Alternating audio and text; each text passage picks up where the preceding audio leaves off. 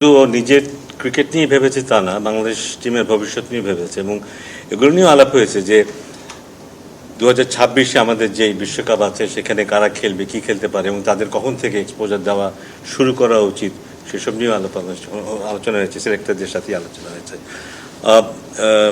আমি শুরু থেকে জানতাম যে ওর ইচ্ছা ছিল সাউথ আফ্রিকার সাথে খেলে টেস্টে রিটায়ারমেন্টে যাবার একটা ইচ্ছা বেশ কিছুদিন আগের থেকেই কিছুটা আলাপ হয়েছিল। সো আমার মনে হয় এগুলি একেবারে হঠাৎ করে হচ্ছে তা না, বেশ কিছুদিন ধরেও এইসব চিন্তাভাবনা করছে।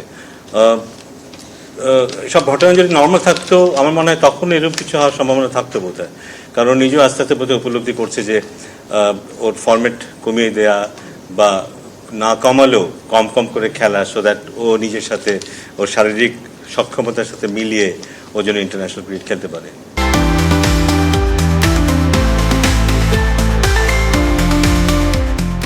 আমি দেখি, কারণ আমি এখনও ওর যে ব্যাটিং দেখেছি দুটো টেস্ট ম্যাচে, আমি রিসেন্টলি এরকম ব্যাটিং ওর দেখিনি, বেশ অনেক দিন এরকম দেখিনি।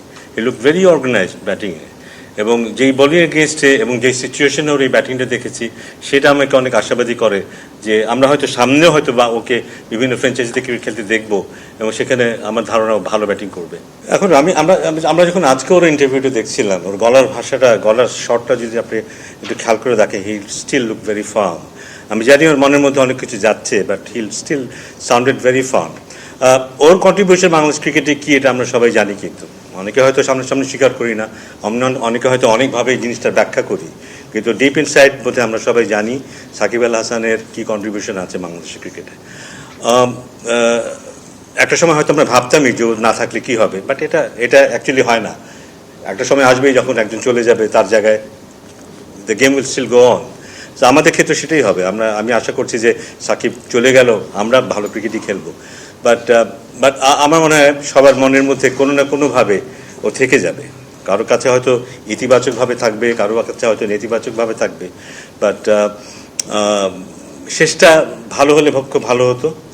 শেষটা ভালো বলতে ঘরের মাটিতে যদিও রিটায়ার করতে পারতো খুব ভালো হতো, সবার ভালোবাসা নিয়ে যদিও রিটায়ার করতে পারতো খুব ভালো হতো।